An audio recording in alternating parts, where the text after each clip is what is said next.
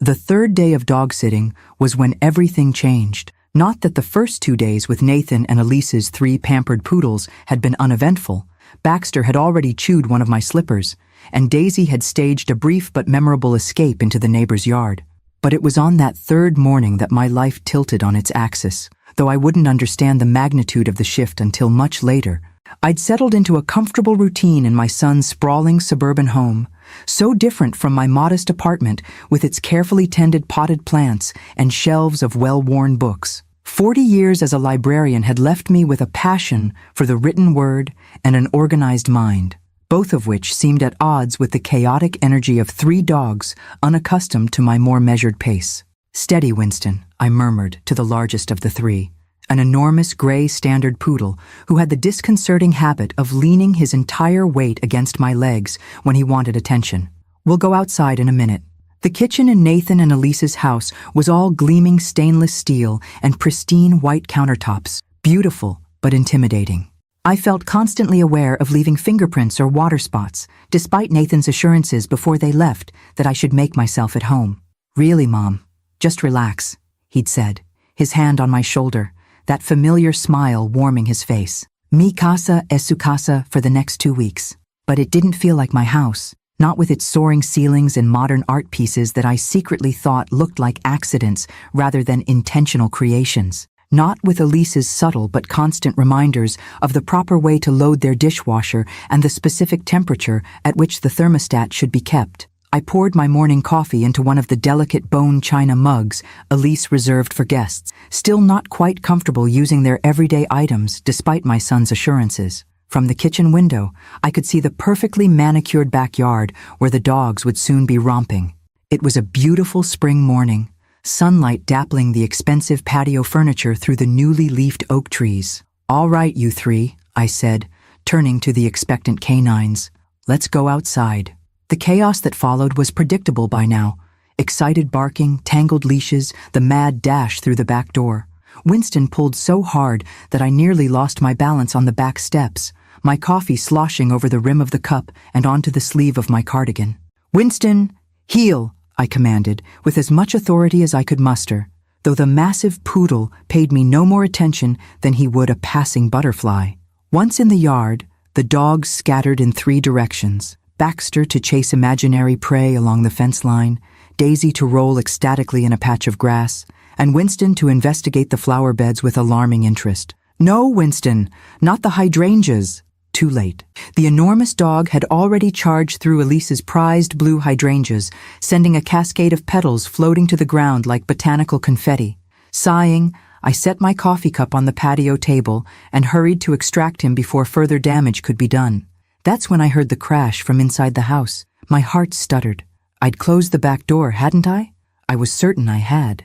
But apparently not completely, because when I turned, I saw it standing ajar, the unmistakable sound of something falling or being knocked over, echoing from within. "Oh no," I muttered, hurrying back to the house with Winston reluctantly in tow. "Daisy, Baxter, stay," I called over my shoulder, though I had little hope of being obeyed. Inside, the culprit was immediately apparent. Coco, the small chocolate toy poodle I'd somehow overlooked in the morning chaos, had managed to knock over a tall, slender vase in the hallway. Water pooled on the hardwood floor, white lilies scattered like casualties of a tiny domestic disaster. "Coco," I sighed, securing Winston's leash to a doorknob before approaching the scene of the crime. "What have you done?" The diminutive dog had the grace to look ashamed, backing away from the mess with her tail between her legs. I shooed her gently toward the back door, where the others were now clustering, curious about the commotion. After securing all 4 dogs safely in the yard, I returned to assess the damage. The vase hadn't broken, thankfully, but water had seeped between the floorboards, and several lily stamens had left orange pollen stains on the pale wood. I hurried to the kitchen for towels, dabbing at the water and gently blotting the pollen stains. Elise would notice, of course. She noticed everything. But perhaps if I acted quickly enough, the damage would be minimal.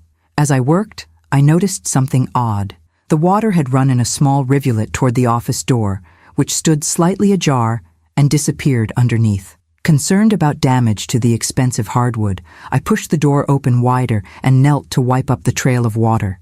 That's when I saw it. The water had seeped under the large bookcase that dominated one wall of Nathan's home office, and appeared to be pooling behind it rather than in front. Curious, I ran my hand along the base of the bookcase and discovered a small gap between it and the wall, just enough for water to trickle through. That's strange, I murmured to myself.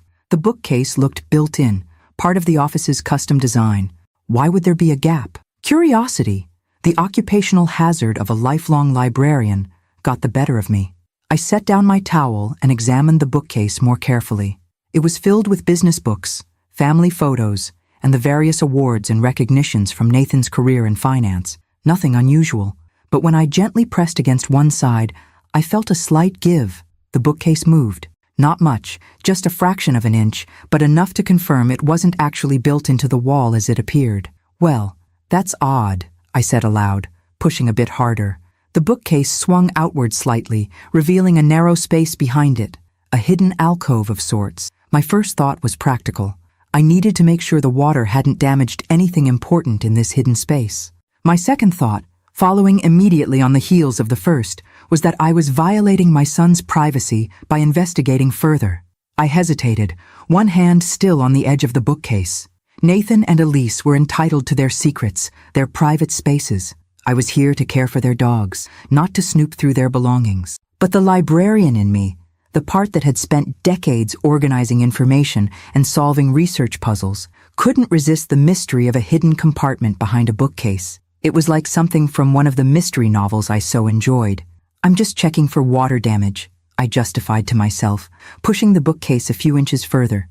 The space behind was dark, but in the sliver of light from the office window, I could make out something red. A folder or portfolio of some kind, standing upright against the wall. I reached in, intending only to check if it was wet from the spilled water. When I pulled it out, my heart nearly stopped. It was a bright red folder, expensive looking, and sealed with a black elastic band. And on the front, printed in bold black letters, was my name, Grace Winters. But that wasn't all. Below my name was a photograph, a recent one, taken at Nathan's birthday dinner just 2 months ago. Me, smiling, unaware that someone had captured my image to be used for what, exactly? I stood frozen, the red folder in my trembling hands, water forgotten, dogs barking distantly in the yard. Why would my son have a hidden folder with my name and photograph on it? What could possibly be inside that needed to be concealed behind a false bookcase? A dozen explanations raced through my mind, each more improbable than the last. A surprise party? Financial planning to help with my retirement? Some kind of family history project? But none of these explanations accounted for the secrecy, the hidden compartment, the locked office that I'd only entered because of Coco's mishap with the vase. I ran my fingers over the elastic band securing the folder. To open it would be a clear invasion of privacy, but it was my name on the front, my photograph. Whatever this was, it concerned me directly. The dogs barking grew more insistent, pulling me from my troubled thoughts. I needed to let them back in, clean up the remaining water, restore order before making any decisions about this unsettling discovery. Carefully, I replaced the folder exactly as I'd found it and eased the bookcase back into position. The dogs could wait a few more minutes while I finished cleaning up the water. I worked methodically, mind racing, the image of the red folder with my name blazing in my thoughts like a warning sign. By the time I let the dogs back in, I'd made my decision. I would wait until evening when the dogs were settled. Then I would return to the office, retrieve the folder, and discover exactly why my son was keeping secrets about me. Little did I know that behind that simple red cover lay revelations that would shatter my understanding of my family, my past, and my future, all in a single night. The day crawled by with excruciating slowness. I went through the motions of dog care, feeding, walking, playing, but my mind remained fixated on the red folder hidden behind the bookcase. Each time I passed Nathan's office door, my steps slowed, drawn by the magnetic pull of that concealed secret bearing my name. Not yet, I whispered to myself. Wait until evening. By 6 o'clock, I had fed the dogs their dinner and settled them in the family room with their favorite TV show, some program featuring animals that kept them entranced for at least an hour. With a cup of tea to steady my nerves, I finally returned to Nathan's office, closing the door softly behind me. The room felt different now, charged with potential revelations. Family photos smiled down from the walls. Nathan's graduation, his wedding to Elise, the four of us at Christmas last year. Normal, happy moments that suddenly seemed suspect in light of hidden compartments and secret files. I moved directly to the bookcase, no longer hesitating. Finding the edge that had yielded earlier, I pressed firmly, and the case swung outward a few inches. The red folder remained exactly where I'd left it, as if waiting for my return. This time, I pulled it out with purpose and carried it to Nathan's desk. Under the glow of his expensive desk lamp, I removed the elastic band and opened the cover. The first page nearly stopped my heart. Last Will and Testament of Walter Edmund Winters. My Uncle Walter? I hadn't thought about him in years. My father's eccentric older brother who had disappeared into the Vermont countryside decades ago, surfacing only for the occasional family funeral. The last I'd heard, he was living as a recluse in some historic property, writing obscure historical papers that no one read. The date on the will caught my eye. Just 6 months ago. Walter had died? Why hadn't anyone told me? I turned the page, scanning the formal legal language until I reached the distribution of assets. Then I had to sit down, my legs suddenly unable to support my weight. All assets, property, and holdings valued at approximately $4. 7 million USD to my sole surviving blood relative, my great-niece Grace Eleanor Winters. $4.7 million? Uncle Walter had that kind of money? And he'd left it all to me? Disbelief gave way to confusion. If this was true, why hadn't I been notified? Why hadn't Nathan told me I'd inherited a fortune? The next document provided the first clue, a certified letter from the law firm of Braddock & Sons, addressed to Nathan, dated 3 months ago. It formally notified him, as my next of kin, that all attempts to contact me directly had failed, and requested his assistance in locating me to inform me of my inheritance. Failed to contact me? I'd lived in the same apartment for 15 years. My phone number hadn't changed in 2 decades. I was hardly in hiding. Beneath this letter lay something that sent ice through my veins. A handwritten note in what I recognized as Elise's precise script. Do not forward. Grace must not know until plan is implemented. All calls from Vermont area codes to be intercepted. My hands began to shake. They had deliberately kept this inheritance from me. But why? The answer emerged as I continued through the folder. Financial statements revealed that Nathan and Elise were not the successful power couple they portrayed. Their mortgage was underwater. Credit card statements showed debts exceeding $150,000. Investment reports documented catastrophic losses in high-risk ventures. A foreclosure notice dated just 2 weeks ago explained that proceedings would begin next month. My son and his wife were on the verge of financial collapse. Deeper in the folder, the situation grew darker. A document titled Project Inheritance outlined a detailed plan with bullet points and timelines. Create power of attorney documents, completed. Obtain Grace's identification, completed. Secure signature samples, completed. Contact executor as Grace, in progress. Claim inheritance before contestation deadline, scheduled. With growing horror, I found a forged power of attorney with what appeared to be my signature, but wasn't. Bank account details in my name that I'd never opened. A photocopy of my driver's license that had gone missing last month and that I'd had to replace. Then, the most disturbing item of all, a receipt for a gray wig styled like my hair, theatrical makeup for aging effects, and a woman's name and phone number. Angela Weaver, impersonation consultant. The Caribbean trip was a lie. The anniversary celebration was fiction.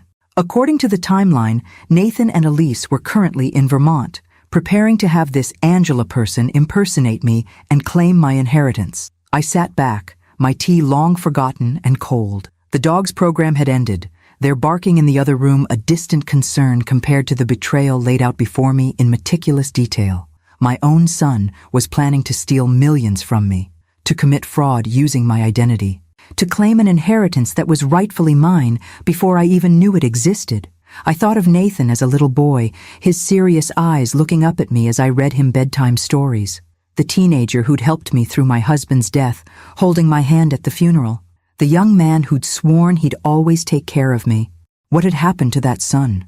Had money troubles corrupted him so completely? Or was this Elise's influence?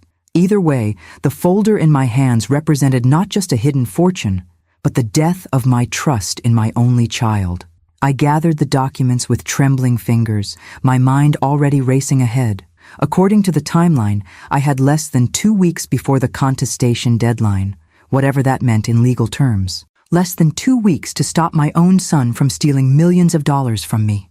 The irony wasn't lost on me.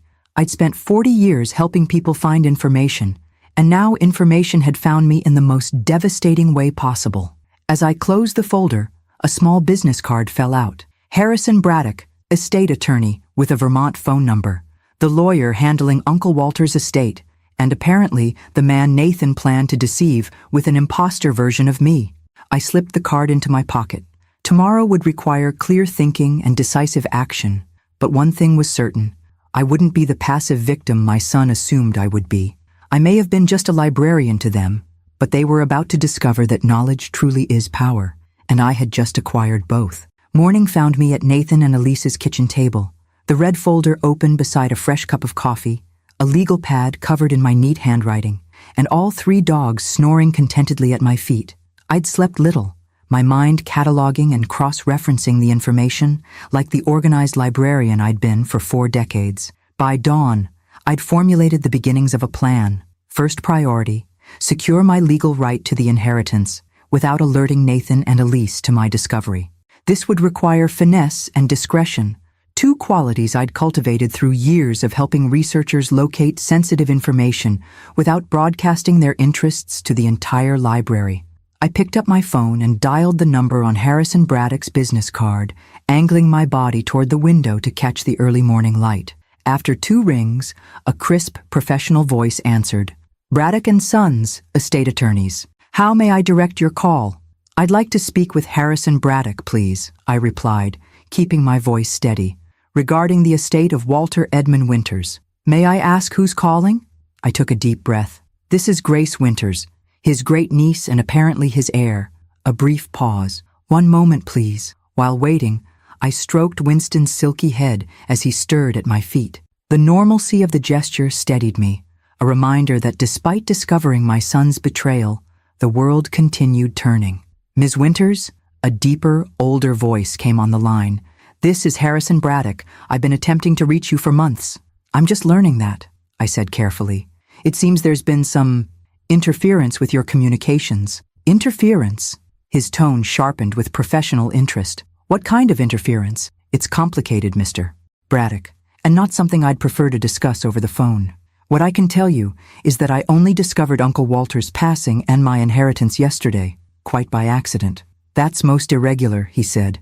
We sent certified letters to your address. We made numerous phone calls. Your son assured us he had informed you, but that you were dealing with health issues and preferred him to handle the preliminary matters. Health issues? The fabrications were worse than I'd imagined.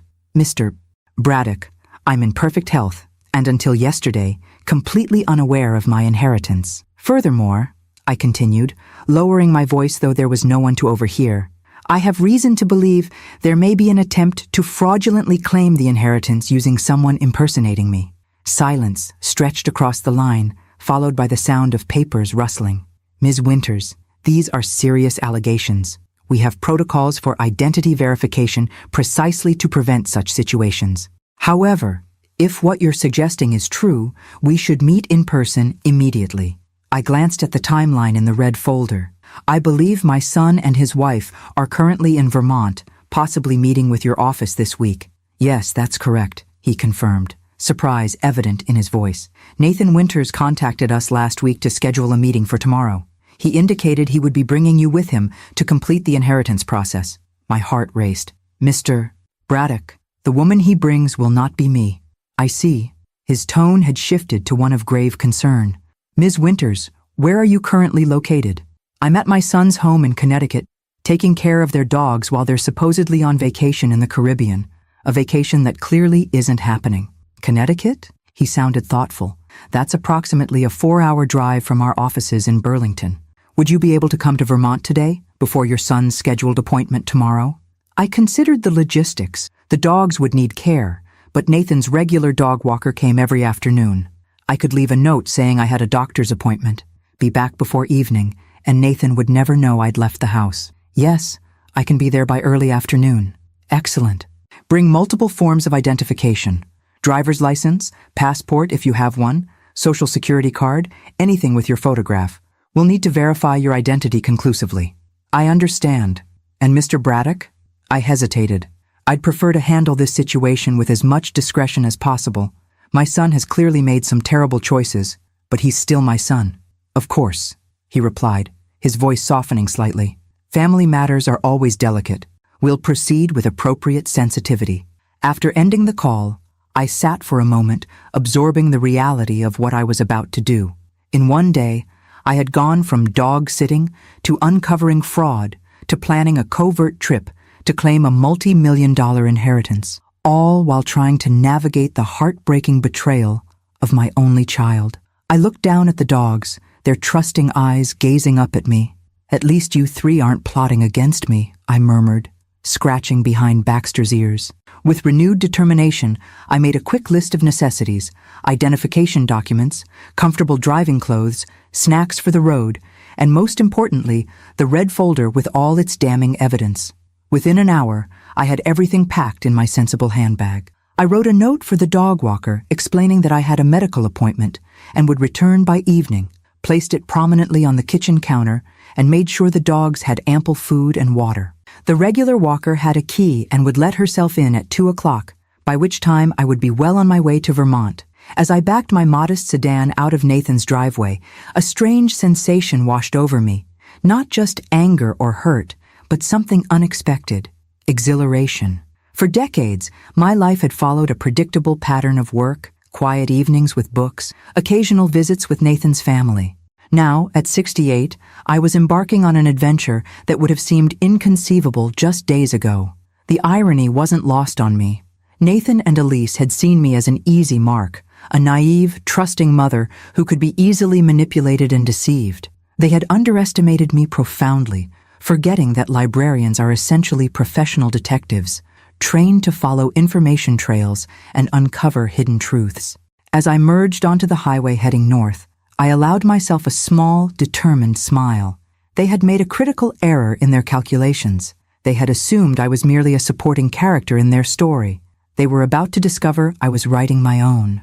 Interstate 91 stretched before me like a ribbon of possibility, carrying me north through Massachusetts and into Vermont's green embrace. The familiar New England landscape, white church steeples, colonial homes, rolling hills just beginning to show spring's first blush, provided a deceptively normal backdrop for the most abnormal day of my life. I kept the radio off, preferring the clarity of silence to organize my thoughts. Uncle Walter had always been the family enigma, appearing at rare intervals throughout my childhood, always with unusual gifts and stories of his travels. My father had alternately described him as brilliant and impossible, a historian whose obsession with Revolutionary War artifacts had consumed his life. I remembered the last time I'd seen him, at my husband George's funeral 12 years ago.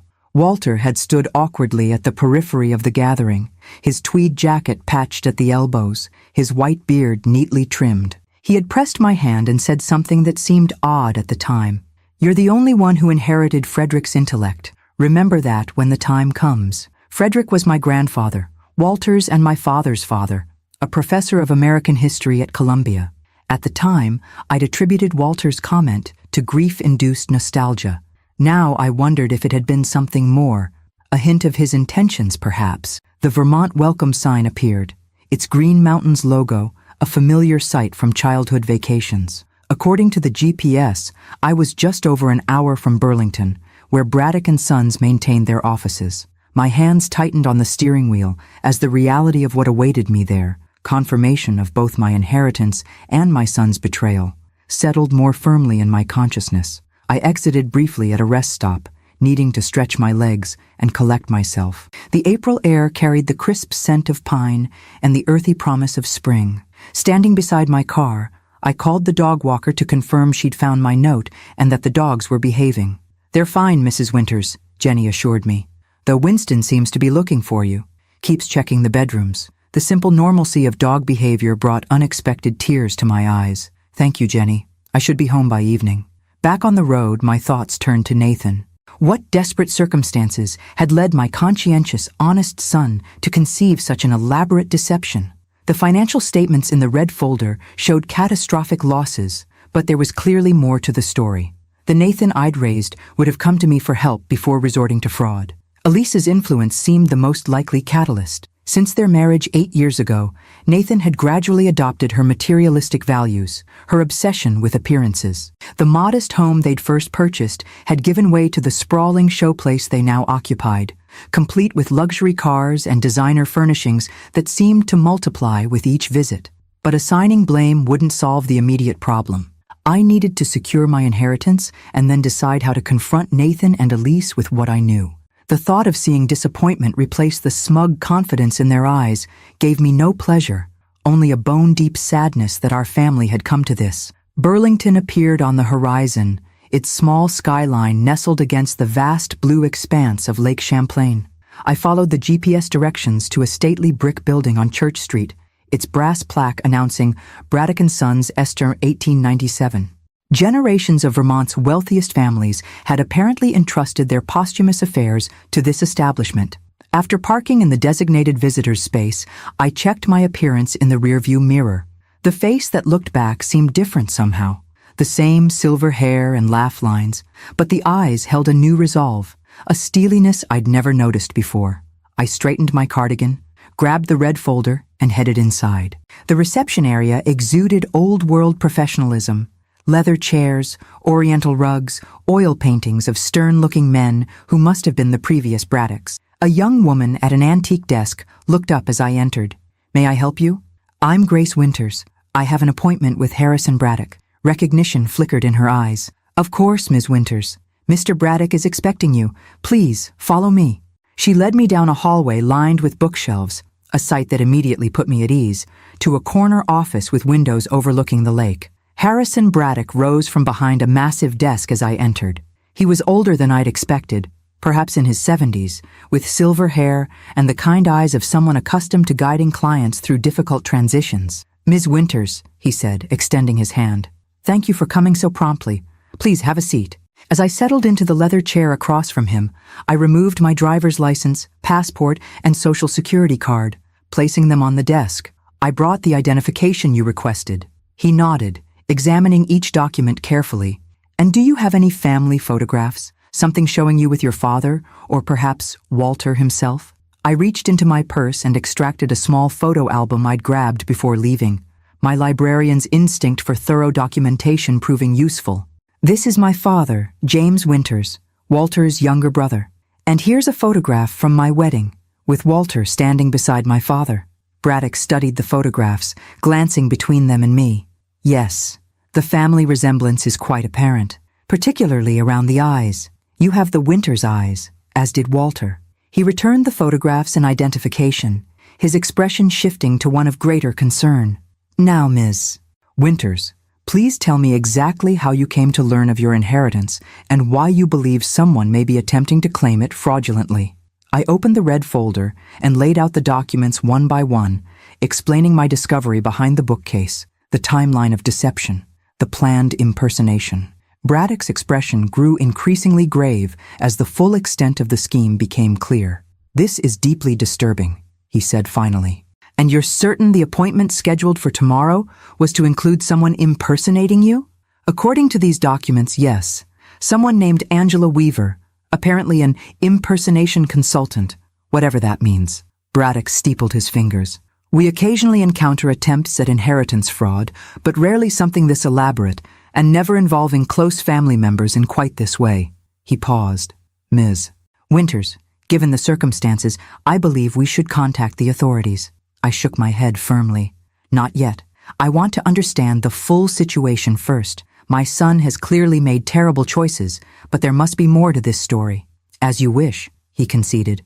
"But you should know that what they've planned constitutes serious criminal fraud. If they proceed with bringing an impostor to this office tomorrow, the legal consequences could be severe." "I understand.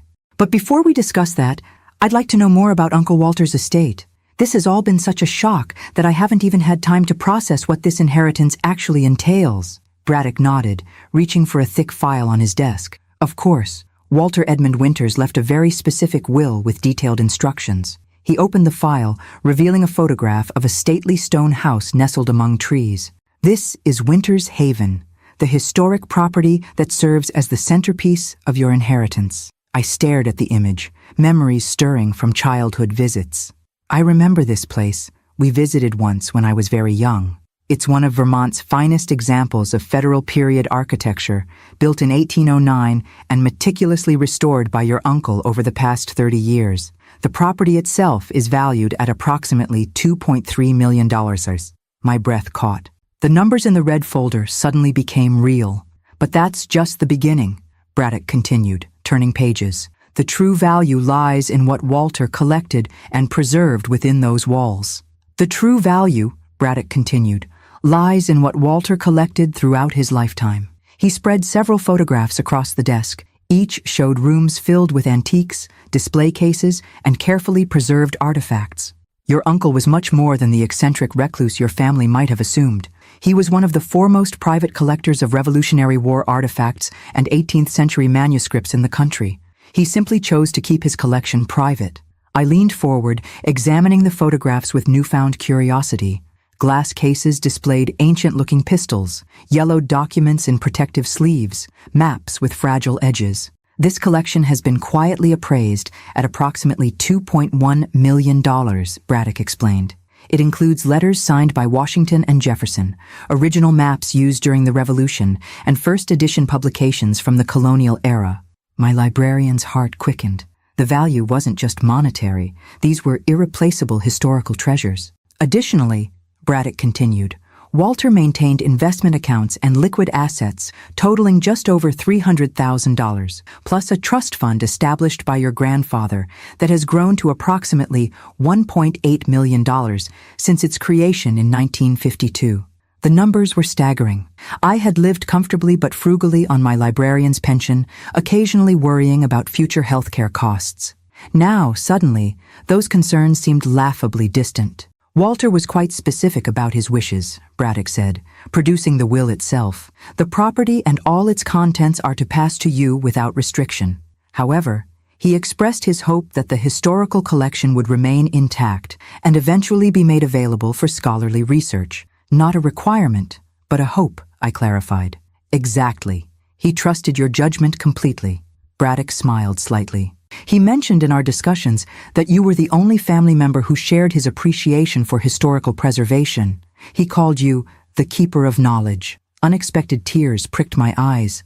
I had barely known this man who thought so highly of me, who had entrusted me with his life's work. There's something else you should see, Braddock said, his tone shifting. He extracted a sealed envelope from the file. Walter left this personal letter for you. I was instructed to deliver it only after confirming your identity beyond any doubt. The envelope was heavy cream stationery, my name written in an elegant, old-fashioned script. I accepted it with trembling fingers. Would you like some privacy? Braddock offered. I nodded, and he discreetly left the office, closing the door behind him. Alone among the leather and mahogany, I carefully opened the envelope and unfolded 3 pages of handwritten text. My dear Grace, if you are reading this, then I have finally surrendered to time's inevitable march. Do not grieve. At 92, I have lived a full life, surrounded by the history and knowledge that sustained me after Ellen's passing. You may wonder why I've chosen you as the sole heir to everything I've built and preserved. The answer is simple. You understand the value of knowledge. From the time you were a small girl visiting Winters Haven with your father, I recognized in you the same curiosity that drove me throughout my life. You asked questions about the stories behind objects, not merely their worth. Your father, James, though a good man, never understood my passion for preservation. Your son, though intelligent, has chosen a path focused on acquisition rather than stewardship. You alone carry the true Winters intellectual legacy. There is, however, another reason for my decision, one your father never shared with you.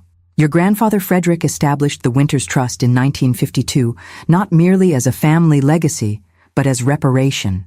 The initial Winters fortune, which funded your grandfather's education and eventual professorship, came from the sale of historical documents that were, to put it plainly, obtained through questionable means during the chaos following the Civil War. Frederick discovered this uncomfortable truth late in his life and established the trust as a way to eventually return these historically significant items to proper public access. I have spent my life expanding this collection, purchasing back original documents when possible, and creating a comprehensive archive that tells our nation's true story. The task of deciding this collection's ultimate home now falls to you. Museums will court you. Universities will make appealing offers. Private collectors will tempt you with extraordinary sums. Trust your judgment, as I have trusted it. One final note of caution. Wealth changes how others see you, rarely for the better. Be wary, even among family. Money reveals character. It does not create it. With deepest affection and confidence, your uncle, Walter Edmund Winters. I read the letter twice, then carefully folded it and returned it to its envelope. Walter's final warning seemed eerily prescient, considering what Nathan and Elise had already attempted. When Braddock returned, he found me composed but thoughtful. Walter mentioned the Winters Trust, I said, and something about my grandfather's concerns regarding how some historical items were originally acquired. Braddock nodded gravely. Yes, that's a delicate matter Walter discussed with me. The trust was established with specific ethical provisions about historical preservation and eventual public access. It's one of the reasons he was so particular about who would inherit the collection. And tomorrow, I said, redirecting our conversation to more immediate concerns, my son intends to bring an impostor here to claim all of this. Yes, which brings us to an important question. How do you wish to proceed? I considered my options carefully. The easiest approach would be to contact the police immediately, report the attempted fraud, and let legal consequences fall where they may. But that path would irreparably damage any hope of understanding or reconciliation with Nathan. I want to be here tomorrow, I said finally. When they arrive. Braddock looked surprised. You want to confront them directly? No, I clarified. I want to observe first. I need to see how far they're willing to take this deception with my own eyes. Can you arrange that? He considered for a moment. My office has an adjoining conference room with a one-way observation window. It's occasionally used when multiple family members are involved in estate discussions. You could watch the meeting without being seen. Perfect. The librarian in me appreciated the chance to gather information before taking action. And after I've seen enough, that would be your choice. We could involve the authorities, or you could confront them directly. Either way, I would ensure they leave with no access to your inheritance. I nodded. Decision made. Then I'll return tomorrow morning before their appointment. As we finalized the details, Braddock gave me a set of keys to Winters Haven. You might want to see the property while you're here. It is, after all, yours now. The weight of the keys in my palm made everything suddenly, tangibly real. I had come to Vermont expecting to prevent a fraud. I would leave as the owner of a historic estate and millions in assets. There's a caretaker on the property, Braddock added. Mr. Harris. He's been maintaining the house and grounds for 20 years and knew your uncle well. He can show you around if you'd like. The thought of seeing Winters Haven, my Winters Haven, was tempting. But the 4-hour drive back to Connecticut and the dogs awaiting my return took priority. Another time, I said, rising to leave. Right now, I need to get back before my son becomes suspicious. As I drove south through the deepening afternoon, the landscape blurred with my thoughts. Uncle Walter's letter, the historically significant collection, the family secrets, all of it demanded attention my mind couldn't fully provide while grappling with tomorrow's impending confrontation. By the time I pulled into Nathan's driveway, darkness had fallen. The house blazed with lights I hadn't left on, and an unfamiliar car sat beside mine. My heart raced as I approached the front door. Had Nathan and Elise returned early? Had my absence been discovered? I inserted my key with trembling fingers, bracing myself for confrontation. I stepped into the foyer, keys clutched like a weapon in my fist, and was immediately greeted by the familiar chaos of 3 excited poodles. Their enthusiastic welcome provided momentary relief. Surely, if something were truly wrong, the dogs wouldn't be so relaxed. "Hello? Who's there?" I called, moving cautiously toward the kitchen where lights blazed. "Grandma Grace! In here!" The voice that answered belonged to Emma, my 24-year-old granddaughter, Nathan and Elise's only child. I hadn't seen her in months, not since she'd taken that research position at Boston University. "Emma?" I rounded the corner to find her at the kitchen island, laptop open, surrounded by stacks of papers. Her dark hair was pulled into a messy bun, and wire-rimmed glasses perched on her nose, the very image of a serious academic. "Surprise!" she grinned, rising to embrace me. "Dad mentioned you were dog-sitting, so I thought I'd drop by for a visit on my way back to Boston. The department meeting finished early, and I figured it'd be a nice chance to catch up without Mom's usual interrogation about my love life." She paused, noticing my expression. "Is everything okay? You look like you've seen a ghost." I composed myself quickly, returning her hug. "Just surprised, that's all. I wasn't expecting company. The dog walker let me in. Hope that's okay." Emma gestured toward the papers strewn across the island. "I've been using the time to organize research notes for my dissertation, 18th century personal correspondence and its impact on revolutionary thought. Thrilling stuff, I know." The irony of her research topic, given what I'd just learned about Uncle Walter's collection, nearly made me laugh. "Actually, that does sound fascinating," I said sincerely, setting down my purse carefully, the red folder safely hidden inside. "How long can you stay?" "Just tonight, if that's all right. I need to be back in Boston by tomorrow afternoon." I busied myself making tea, using the familiar ritual to calm my racing thoughts. Emma's unexpected presence complicated matters. She couldn't know about my discovery or my trip to Vermont. Not yet, not until I'd confronted her parents. "So, Grandma," Emma said, accepting the steaming mug I offered, "where were you today?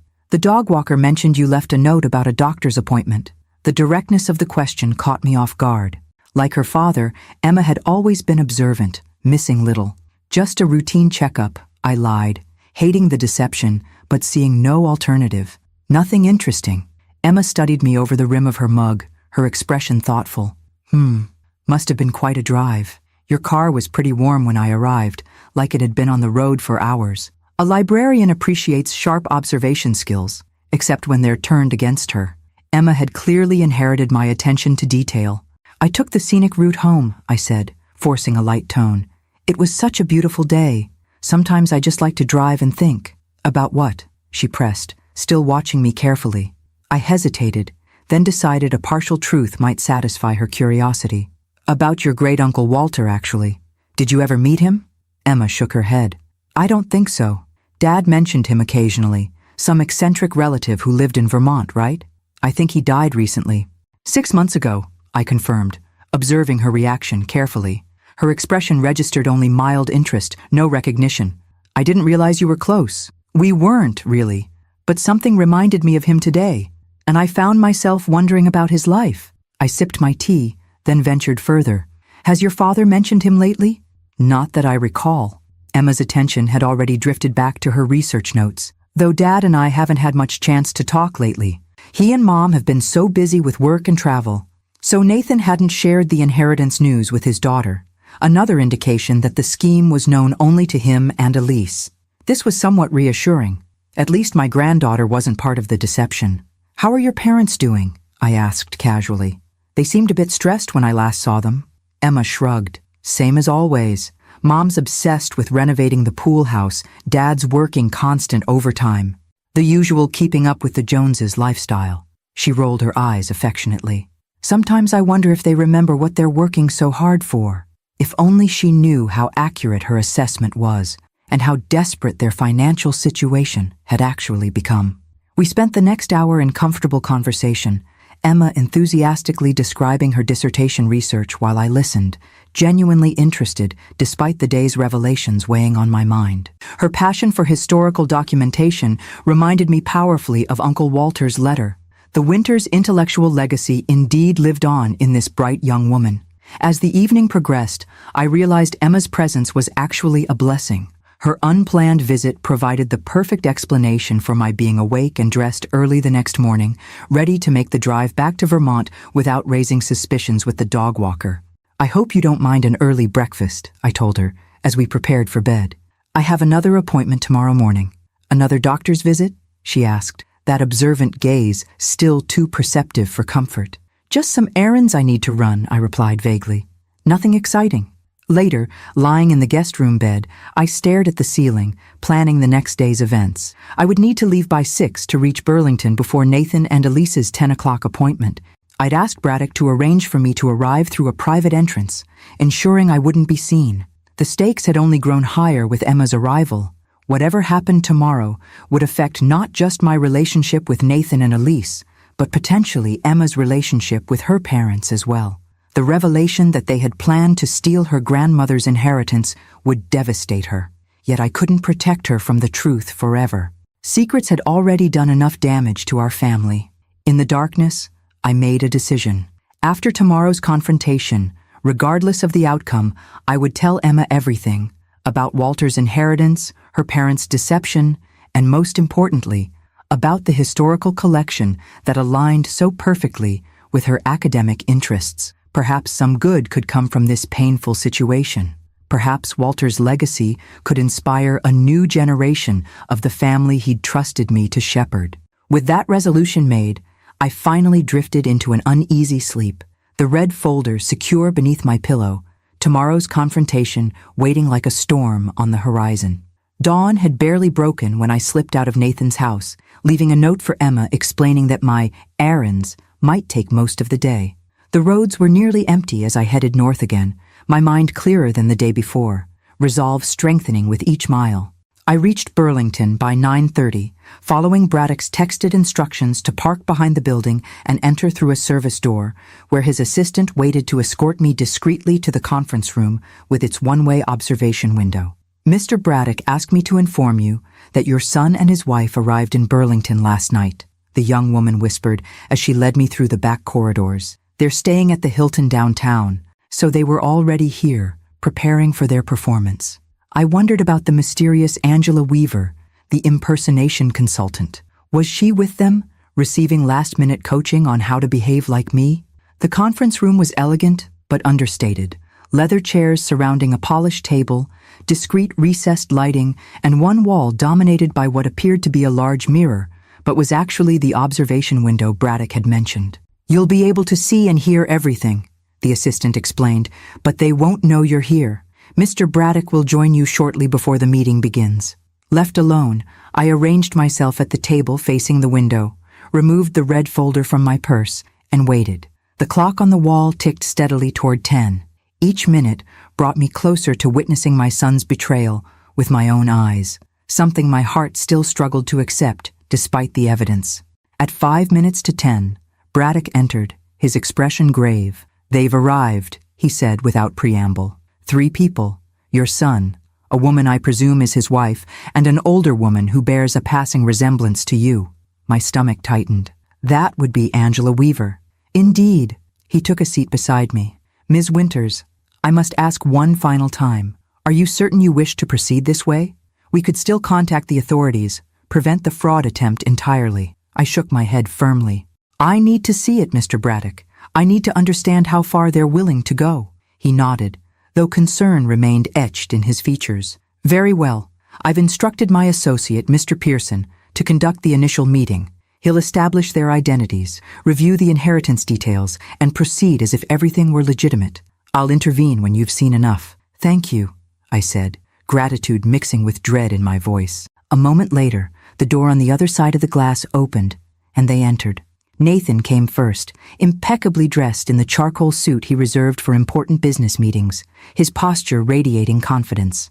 Elise followed, elegant in a designer dress I'd never seen before, her blonde hair swept into a sophisticated updo.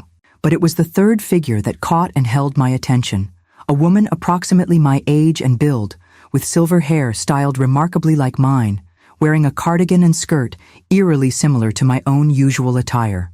Angela Weaver had studied me well. Had Nathan provided photographs beyond the one in the red folder? Had he described my mannerisms, my preferences, the way I typically dressed? The thoroughness of the deception made my blood run cold. A younger attorney, presumably Mr. Pearson, rose to greet them, shaking hands with each in turn. "Mrs. Winters," he said, addressing Angela with professional courtesy, "it's a pleasure to finally meet you in person. And Mr. Winters, Mrs. Winters, thank you for accompanying your mother today." "Grace has been so anxious about finalizing everything," Nathan replied smoothly. "We wouldn't dream of letting her handle this alone." The familiar voice speaking such calculated lies made my hands clench involuntarily beneath the table. "Of course," Pearson continued, gesturing for them to be seated. Mrs. Winters, I'll need to verify your identity before we proceed. Standard procedure with estates of this magnitude. Angela nodded, reaching into a handbag that could have been mine. Certainly, she said, and I noted with a chill how she'd captured the slight New England inflection in my speech. I have my driver's license and passport right here. She produced documents that, from my vantage point, appeared authentic. Nathan had clearly obtained excellent forgeries. Everything seems to be in order, Pearson said after examining them. Now, as we discussed on the phone, your uncle Walter Edmund Winters left you his entire estate, valued at approximately $4.7 million. This includes the property known as Winters Haven, its contents, and various financial holdings. It's still so hard to believe, Angela said, affecting a modest demeanor that mimicked my own. Walter and I weren't particularly close. This came as quite a shock. A fortunate shock, Elise added with a smile that didn't reach her eyes. Indeed, Pearson agreed. Now, before we proceed to the formal transfer of assets, I do have one additional verification question. It's something only the real Grace Winters would know, part of the security protocol Mr. Braddock established with your uncle. I tensed, not having anticipated this development. Beside me, Braddock smiled slightly. A little improvisation, he whispered. Let's see how they handle it. Nathan shifted almost imperceptibly in his seat, while Elise's smile faltered. Angela, however, maintained her composure. Of course, she said calmly. What would you like to know? Pearson consulted a file before him. Mrs. Winters, could you please tell me the name of the book your Uncle Walter gave you on your 16th birthday? He mentioned it was significant in establishing your love of literature. A perfect question, specific, personal, impossible to research quickly. I held my breath, wondering how they would navigate this unexpected obstacle. Angela hesitated, looking momentarily toward Nathan, who gave an almost imperceptible nod. I believe, she said carefully, it was a first edition of Pride and Prejudice. Walter knew how much I admired Jane Austen. A plausible guess, but entirely wrong. Walter had given me a rare copy of Walt Whitman's Leaves of Grass, inscribed with a note about finding one's own path that had indeed influenced my love of literature and eventual career choice. I see, Pearson said neutrally, making a note in his file. And one more question, if you don't mind. What was the name of your childhood cat, the one Walter referenced in his last letter to you? Another impossible question. I'd never owned a cat, being allergic since childhood, a fact Walter had certainly known. This time, Angela didn't look to Nathan for guidance. Mittens, she said confidently. A calico. I had her from age 7 until I left for college. Beside me, Braddock made a small note on his legal pad. The fabrication was now documented. The fraud attempt clearly established. Thank you, Mrs. Winters, Pearson said, rising from his seat. If you'll excuse me for just a moment, I need to retrieve the final documentation from Mr. Braddock's office. Please, make yourselves comfortable. As soon as the door closed behind him, Nathan leaned toward Angela. You did well, he said in a low voice that nevertheless carried clearly through the observation system. Just a few more signatures and it's done. The security questions were unexpected, Elise hissed. You said this would be straightforward. It's fine, Nathan assured her. They have no reason to doubt her identity. The documents look perfect. I'd seen enough. The pain of witnessing their calculated deception had transformed into cold clarity. I turned to Braddock. I'm ready. He nodded gravely, reaching for the phone on the conference table. Mr. Pearson, please ask Mr. Sullivan to join the meeting, and you may inform our guests that we have additional verification to complete. A moment later, the door to the other room opened again. This time, Braddock himself entered, accompanied by Pearson and a third man in a suit who remained by the door. Mr. and Mrs. Winters, Braddock said formally. And, he paused, looking directly at Angela, the woman claiming to be Grace Winters. I'm Harrison Braddock, the executor of Walter Edmund Winters' estate. Nathan straightened, professional smile firmly in place. Mr. Braddock, it's a pleasure to finally meet you in person. Is there some problem with the paperwork? Not with the paperwork, Mr. Winters, Braddock replied calmly. The problem is that the woman sitting beside you is not your mother. The silence that followed Braddock's statement stretched for 3 agonizing seconds. I watched through the glass as Nathan's professional mask slipped, revealing a flash of panic before he recovered. I don't understand, he said, his voice admirably steady. "This is my mother, Grace Winters." Elise's reaction was more telling. Her face had drained of color, eyes darting toward the door where the suit-clad man still stood like a sentinel. "I'm afraid not," Braddock replied, his tone calm but unyielding. "We have incontrovertible evidence that this woman is not Grace Winters, but rather someone hired to impersonate her." He turned to Angela, whose composure had noticeably faltered. "Ms. Weaver, I believe? The impersonation consultant?" Angela's shoulders sagged slightly, the carefully constructed persona crumbling under direct confrontation. "This is absurd," Nathan protested, though with less conviction. "What evidence could you possibly have? For one," Braddock continued, "the real Grace Winters was able to correctly answer the security questions you just failed. For another, we have documented evidence of your plan, including receipts for Ms. Weaver's services and a rather detailed timeline of how this fraud was to be executed." Nathan's expression hardened. "You're making serious accusations without any proof. I demand to speak with your supervisor, or better yet, our attorney." "By all means, contact your attorney," Braddock said, sliding a phone across the table. "In fact, I encourage it, as legal representation would be advisable given the situation. Mr. Sullivan here is a detective with the Burlington Police Department, and he has some questions regarding attempted inheritance fraud, a felony in the state of Vermont." The detective stepped forward, his presence suddenly more imposing. "Mr. Winters, Mrs. Winters, and Ms. Weaver, I'd like each of you to remain seated while we sort this out." Elise finally broke her silence. "Nathan, do something," she hissed, panic edging her voice. My son looked cornered, his confident facade crumbling. "There must be some misunderstanding," he began, but the desperation in his tone betrayed him. It was time. I nodded to Braddock, who pressed the intercom button. "Send her in, please." The door to their meeting room opened once more, and I walked in. The tableau before me would have been almost comical under different circumstances. 3 faces frozen in expressions of shock, disbelief, and horror. Angela Weaver actually gasped aloud, one hand flying to her throat as she stared at the woman she'd been paid to impersonate. "Hello, Nathan," I said quietly, my voice steadier than I'd expected. "Elise." "Mom?" Nathan whispered, the single syllable laden with confusion and dawning dread. How did I discover your plan to steal my inheritance?" I finished for him, placing the red folder on the table. "I found this behind your bookcase, after Coco knocked over a vase and the water leaked into your office." His eyes fixed on the folder, recognition and defeat washing over his features. "You went through my private papers?" he asked weakly, a pathetic attempt to reclaim moral high ground. "Papers with my name and photograph on them?" "Yes, I did." I turned to Angela, who seemed to be trying to make herself invisible. "You did an admirable job with the physical resemblance, but Walter would never have given me Jane Austen. He considered her work commercially acceptable, but intellectually pedestrian." Elise suddenly pushed back from the table. "I want to speak with our lawyer before saying anything further." "A wise decision," Detective Sullivan commented. "Though I should inform you that we have enough evidence to pursue charges of attempted fraud, identity theft, and conspiracy." "Charges?" Nathan repeated numbly. "Mom, you can't be serious. This is a family matter." "A family matter?" I echoed, allowing my hurt and anger to finally surface. "You plotted to steal millions from me. You forged documents. You hired someone to impersonate me.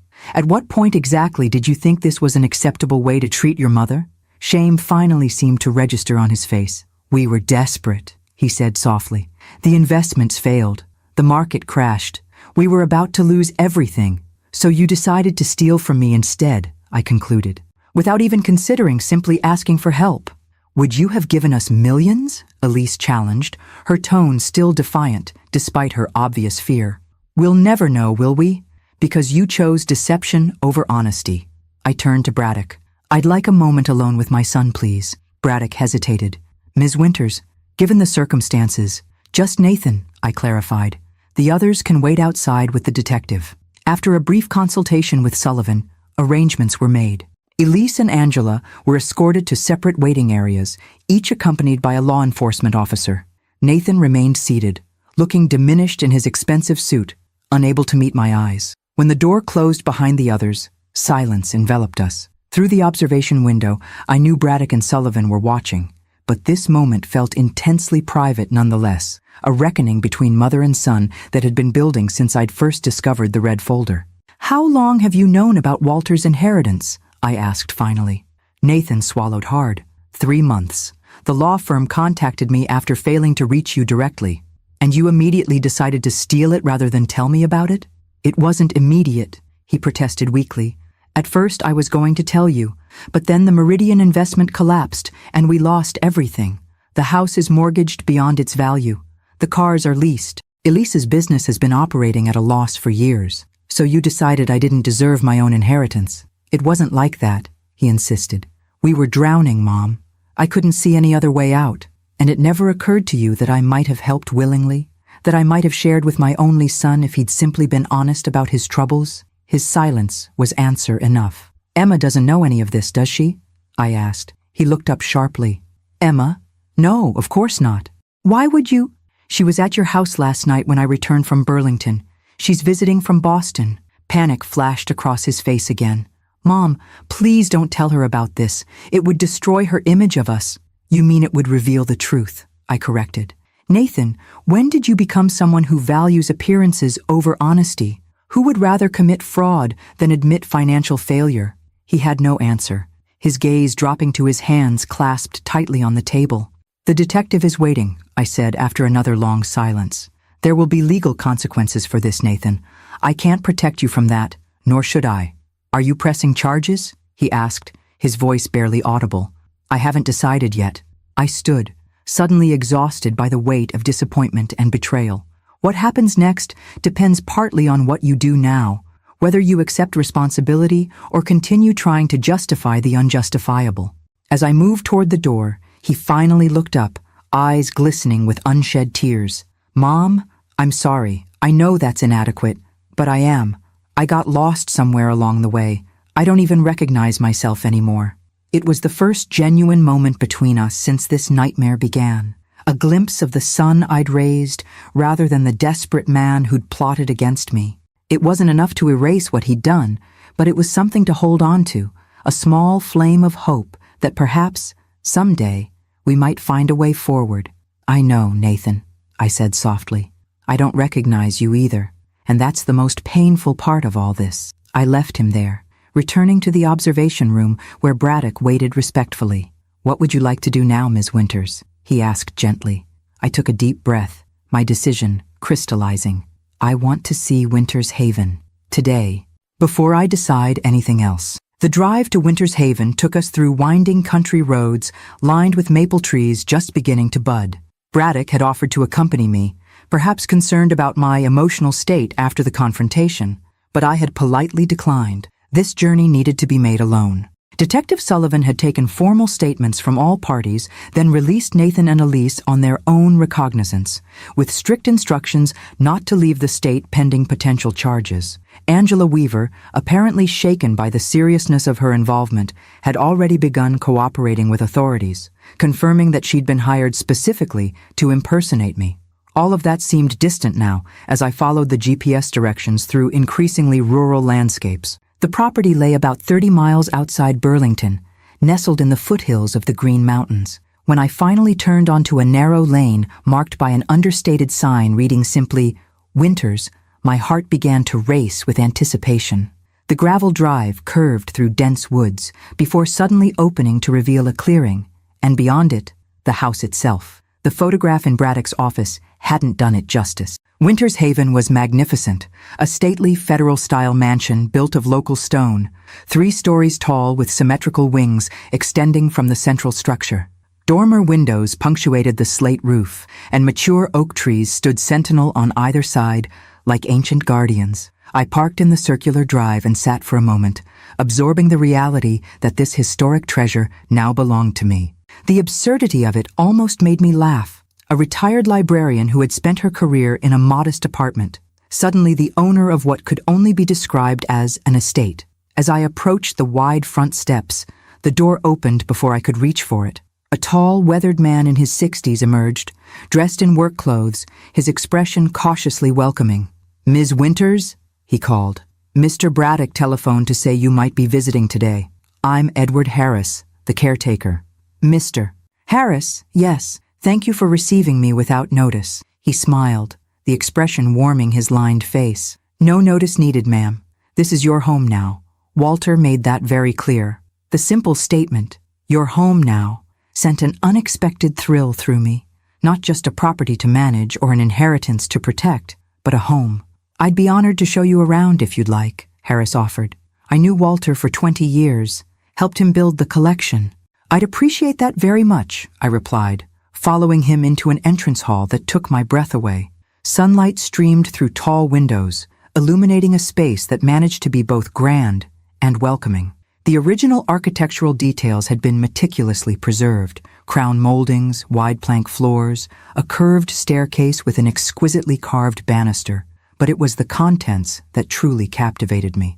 Glass display cases lined the walls, each containing carefully arranged historical artifacts, documents under special lighting, small weapons, coins, and items I couldn't immediately identify. Between the cases hung oil paintings depicting Revolutionary War scenes and portraits of solemn-faced men in period clothing. Walter organized everything chronologically, Harris explained, leading me deeper into the house. The earliest artifacts are here in the entrance hall, primarily pre-revolutionary materials. The main collection is housed in what he called the archives room. We moved through a formal dining room and library, both beautiful but clearly secondary to Walter's true passion. Then Harris opened a set of double doors, revealing a room that would have made any museum curator envious. The archives room occupied the entire east wing of the first floor. A vast space with cathedral ceilings, custom-built display cases, and a state-of-the-art climate control system humming quietly in the background.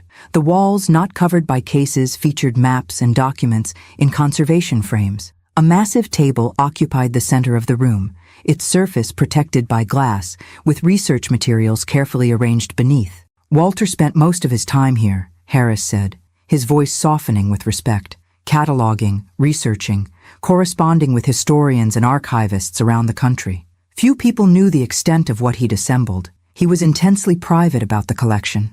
I moved slowly around the room, overwhelmed by the historical significance of what surrounded me.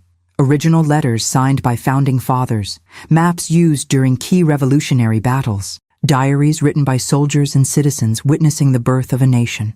Did he ever allow researchers to use these materials? I asked, thinking of Emma and her dissertation.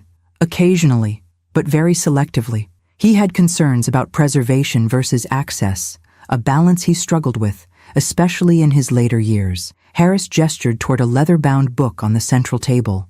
That's the catalog, every item documented, with its provenance and historical significance. I gently opened the catalog, finding meticulous handwritten entries spanning hundreds of pages. Walter's dedication to historical preservation went far beyond mere collecting. This was a life's work, a scholarly endeavor of the highest order. There's something else you should see, Harris said, leading me to a door at the far end of the archives room. Walter called this the legacy room. He spent much of his final year organizing it. The smaller room beyond was different from the others, more personal, less formal. A comfortable reading chair sat near the window overlooking the mountains. Bookshelves lined the walls, but instead of artifacts, they held leather-bound volumes and family photographs. At the center stood a desk that I recognized with a start. That was my grandfather Frederick's desk, I said softly. I remember it from childhood visits. Harris nodded. Walter wanted this room to connect the historical collection with the family history, the winter's legacy, as he called it. On the desk sat a single item, another red folder, similar to the one I'd discovered in Nathan's office, but older, the leather more worn. My name was written on it in Walter's distinctive handwriting. He left instructions that you were to find this when you were ready, Harris explained, moving toward the door. I'll give you some privacy. Alone in the legacy room, I settled into the chair behind Frederick's desk and opened the folder with reverent care. Inside was another letter, dated just weeks before Walter's death, and a set of smaller envelopes. My dear Grace, if you are reading this in the legacy room, then you have accepted the responsibility I've entrusted to you. This second letter addresses what must happen next. The collection you've seen represents not just historical preservation, but historical justice. Many of these items were originally acquired through questionable means during the post-Civil War era, when my grandfather Jeremiah Winters purchased them from desperate Southern families at fractions of their value. Frederick discovered this troubling history and began the work of documentation and proper preservation as a form of restitution. I have continued and expanded this mission, but the final chapter must be written by you. The collection is too significant to remain private, yet too valuable to be carelessly dispersed. In the accompanying envelopes, you'll find 3 options I've researched extensively, institutions worthy of receiving this legacy, each with different strengths and approaches to historical preservation and public access. The decision of which path to choose is yours alone. Whatever you decide, a portion of the trust has been set aside to ensure the collection remains intact and properly maintained. The house itself can be kept as a family home or incorporated into the legacy plan. Again, your choice entirely. Remember what I told you at George's funeral. You alone inherited Frederick's intellect. Now I see that you also inherited his integrity and compassion, qualities essential for this final task. With complete confidence in your judgment, Walter. I set the letter aside and examined the 3 envelopes. Each contained detailed proposals, one from the Vermont Historical Society, one from Harvard University's Research Library, and one from a newly established Historical Justice Foundation dedicated to connecting historical artifacts with their original communities. The weight of the decision pressed upon me, yet strangely, I felt equal to the task. Walter had seen something in me that perhaps I hadn't fully recognized in myself, a capacity for stewardship that transcended mere ownership. As I looked out the window at the mountains beyond, I thought of Nathan and Elise, of Emma, of the tangled relationships that had led to this moment. The inheritance that my son had tried to steal was never really about money or property. It was about legacy, responsibility, and trust. What would I do with this unexpected gift? How would I balance the competing needs of preservation, access, and family healing? The answers weren't immediately clear, but for the first time since discovering the red folder behind Nathan's bookcase, I felt a sense of purpose rather than betrayal. Winter's Haven wasn't just a house or a collection. It was a second chance, an opportunity to create meaning from the wreckage of broken trust. Harris knocked gently on the door, breaking my reverie. "Ms. Winters? It's getting late.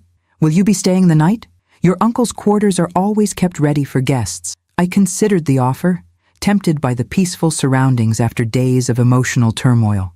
But Emma was waiting back at Nathan's house, unaware of the drama unfolding around her. And the dogs, of course, needed care. "Not tonight, Mr. Harris, but I'll be back soon. Very soon." Grace has discovered the true purpose of her inheritance, not just wealth, but a mission of historical preservation and justice. As she prepares to return to Connecticut, what decisions will she make about Nathan's fate, Emma's future, and the precious collection she now guards? Subscribe now for the final chapter of this powerful family drama. 6 months passed with the steady progression of seasons, spring yielding to summer, summer mellowing into autumn. The maple trees surrounding Winter's Haven now blazed with October glory, their red gold canopies reflecting in the still waters of the small lake behind the property. I stood on the terrace, a cup of tea warming my hands against the morning chill, watching Emma direct the installation of new conservation lighting in the archives room. Her expertise had proven invaluable in implementing the decisions I'd made about Walter's collection. So much had changed since that fateful day I'd discovered the red folder behind Nathan's bookcase. The path forward had not been easy, requiring difficult choices, painful conversations, and ultimately, a complete reimagining of our family's future. My first decision had been about Nathan and Elise. After consulting with both Braddock and Detective Sullivan, I had chosen not to press criminal charges on 2 conditions: complete financial transparency and mandatory community service. Nathan had accepted these terms with humble gratitude. Elise had initially resisted, but eventually complied when faced with the alternative of prosecution. The consequences had unfolded naturally. Their marriage, already strained by financial desperation, could not withstand the added pressure of exposed deception. 3 months after the confrontation in Braddock's office, they had separated. Nathan moved into a modest apartment, took a position teaching finance at a community college, and began the slow work of rebuilding his integrity. Elise returned to her family in California, her carefully constructed social facade in tatters. Emma had been devastated upon learning the truth, but her resilience surprised us all. After her initial shock and anger, she had thrown herself into helping me establish what we now called the Winters Historical Trust, a foundation dedicated to making Walter's collection accessible to researchers while maintaining its historical integrity. "Grandma," Emma called from the terrace doorway, breaking my reverie. "The conservation specialist is here. She wants to discuss the document rotation schedule." "Coming," I replied, taking a final glance at the autumn landscape before turning back to the practical matters at hand. Inside, Winter's Haven hummed with purposeful activity. The decision I'd ultimately made about Walter's collection had been a hybrid approach, keeping the collection intact at Winter's Haven while establishing it as a limited-access research center affiliated with both Harvard University and the Vermont Historical Society. The first group of carefully vetted scholars would arrive next month, marking the official opening of the center. I had moved permanently to Winter's Haven in July, after arranging for my apartment to be sublet to a young librarian from my former workplace. A fitting continuation.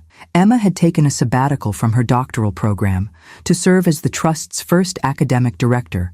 Her dissertation now focused on the very collection she helped curate. In the newly renovated conference room, formerly a rarely used formal dining room, Dr. Abigail Chen from the Conservation Department at Harvard waited with diagrams and preservation plans. At 35, she brought contemporary expertise that complemented Walter's meticulous but sometimes outdated preservation methods. "Mrs. Winters," she greeted me warmly. "Emma and I were just discussing the rotation schedule for the Washington correspondence. With proper climate control and limited exposure, we can make these letters accessible without compromising their condition." The meeting proceeded efficiently, another step in transforming a private collection into a resource for historical scholarship. As we concluded, Emma mentioned casually, "Dad called this morning.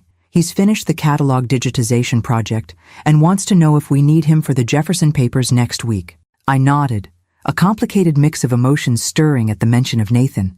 His involvement with the Trust had begun as part of his mandated community service, cataloging and digitizing the collection's inventory. But over months of steady work, something had shifted. The genuine historian's passion that Walter had noted in our family line had awakened in Nathan, providing him with purpose beyond material acquisition. "Tell him yes," I replied. "Those papers will need careful attention." After Dr. Chen departed, Emma and I took our lunch on the terrace, enjoying what might be one of the last warm days before winter's arrival. "The grant proposal is almost finished," she mentioned between bites of her sandwich. "If it's approved, we can expand the educational outreach program to include virtual tours for schools that can't afford field trips." I smiled at her enthusiasm. Walter would have approved. He always said history shouldn't be locked away from those who need it most. "Speaking of locked away," Emma said, her tone shifting to something more tentative. "Mom called yesterday, from California." My eyebrows raised in surprise. Elise had maintained minimal contact since the separation, communicating with Nathan only through attorneys and with Emma only on rare occasions. "She wants to visit," Emma continued. "Says she's been doing therapy, reconsidering her priorities, wants to apologize in person." "Do you believe her?" I asked carefully. Emma shrugged. "I'm not sure, but I'm willing to listen." Her capacity for potential forgiveness reminded me forcefully of a decision I'd made early in this journey, to allow the possibility of redemption, even after profound betrayal. It wasn't about forgetting or excusing, but about creating space for change, however unlikely it might seem. "Your mother will always be welcome here," I said, meaning it despite our history. "This place is about preservation, after all, not just of artifacts, but of human connections worth saving." Emma reached across the table to squeeze my hand, understanding the layers in my response. Later that afternoon, I found myself in the legacy room, seated at Frederick's desk, as I often was when contemplating important decisions. The red folder, both Walter's original and my own version, where I documented our family's recent history, lay open before me. A knock at the door announced Harris, who had stayed on as caretaker and become a trusted friend. "Mr. Braddock is here for your quarterly meeting, Ms. Winters. Shall I show him in?" "Please do," I replied, gathering my notes. Braddock entered with his customary formal courtesy. Though our relationship had warmed considerably over the months of working together to establish the trust. "The financial statements are quite encouraging," he reported after preliminary greetings. "The trust's investment portfolio is performing well, and the restricted access model has attracted significant grant funding. Your uncle would be pleased." "I think he knew all along what this place could become," I said, glancing at the family photographs that lined the bookshelves. "He just needed someone who shared his vision." Our meeting covered the practical matters of endowments and operational costs, but as Braddock prepared to leave, he paused, his expression softening. "If I may say so, Ms. Winters, you've accomplished something remarkable here. Many in your position, after what your son attempted, might have chosen a very different path." I considered his words, thinking of the various crossroads I'd faced since discovering Nathan's betrayal. How easy it would have been to press charges, to cut him from my life entirely, to harden my heart against the possibility of reconciliation. "The true inheritance wasn't the property or the money," I said finally. "It was the responsibility to preserve what matters, both historically and personally." Walter understood that. I think I do now too. As Braddock departed and twilight settled over Winter's Haven, I made my evening circuit of the property, a habit I'd developed since moving in. The archives room with its treasures, the newly renovated research spaces, the living quarters where Emma had taken up residence in the West Wing. My final stop was always the small sitting room that had become my favorite retreat. Unlike the grander spaces, this room held my personal treasures, my books, photographs of George, of Nathan as a child, of Emma throughout her growth, and now, prominently displayed on the wall, a newly commissioned family portrait, Emma, Nathan, and myself, photographed in the library of Winter's Haven. Not a perfect family, certainly, not unmarked by betrayal and pain, but a family working toward something meaningful, something that transcended individual failings. I settled into my chair with a book, at peace with the knowledge that legacies are never simple. They're composed of triumphs and failures, wisdom and mistakes, damage and healing. Walter had entrusted me with his legacy, understanding that preservation isn't about freezing the past in amber, but about creating something living from what history provides. My son had tried to steal an inheritance, never realizing that its true value lay not in bank accounts or property deeds, but in the opportunity to contribute to something larger than ourselves. In the end, perhaps that was the greatest gift I could offer him, not forgiveness without accountability, but a chance to be part of a legacy worth building. Outside my window, the maple leaves continued their brilliant autumn dance, each one unique, each one temporary, each one part of a cycle of renewal that had continued long before us and would persist long after, like family, like history, like the stories we choose to preserve and the futures we dare to imagine. The winter's legacy continues, transformed by Grace's wisdom and compassion. Thank you for following this emotional journey of betrayal, forgiveness, and the discovery that true inheritance lies not in what we possess, but in what we choose to preserve. If this story touched your heart, please subscribe and share your thoughts in the comments below.